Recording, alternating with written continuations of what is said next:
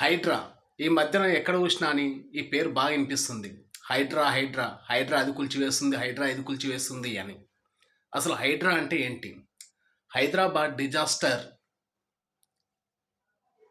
Response and asset protection agency అని అర్థం.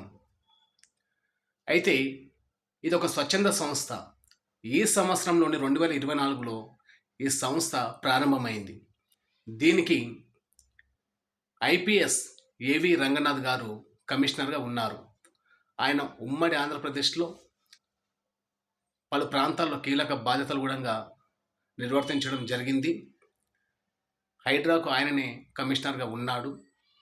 హైడ్రా ప్రధాన లక్ష్యం ఏంటి? ప్రభుత్వ భూములు అంటే చెరువులు కానీ, లేఅవుట్లో ఉన్న ఖాళీ స్థలాలు కానీ, ఫుట్పాత్లు కానీ, ప్రభుత్వ భూములకు సంబంధించి రక్షణ కల్పించడం. ఒకవేళ ఆక్రమణకు గురైతే కూల్చివేసి స్వాధీనం చేసుకోవడం హైడ్రా ప్రధాన లక్ష్యం. ఏదేమైనా సరే ఈ సంస్థ ఏర్పాటు చేసినప్పటి నుంచి చాలా మంచి పేరైతే రావడం జరుగుతుంది. చాలా మంచి పనితీరు కనబరుస్తుందని చెప్పి చాలా మటుకు ఒక టాక్ అయితే ఉంది. ప్రభుత్వ వ్యతిరేకుల నుంచి కూడా తీవ్ర అసంతృప్తి లోనప్పటికీ సీఎం రేవంత్ రెడ్డి గారు కూడా సొంత పార్టీ వాళ్ళైనా సరే ప్రభుత్వంలో అత్యంత ప్రభావితం చూపే వ్యక్తులైనా సరే తగ్గేదే లేదు, హైడ్రా తన పని తాను చేసుకుంటూ పోతుందని చెప్పి స్వయంగా రేవంత్ రెడ్డి గారు ప్రకటన చేయడం జరిగింది.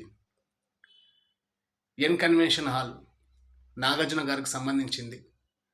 అది ఒక చెరువు కబ్జా చేసి కట్టిందని చెప్పి అది ఇంతకుముందే పేపర్లో ప్రకటన వచ్చినప్పటికీ అప్పటి గవర్నమెంట్ పట్టించుకోలేదు. కానీ అది నిన్న మొన్న కూడా కూల్చివేయడం జరిగింది.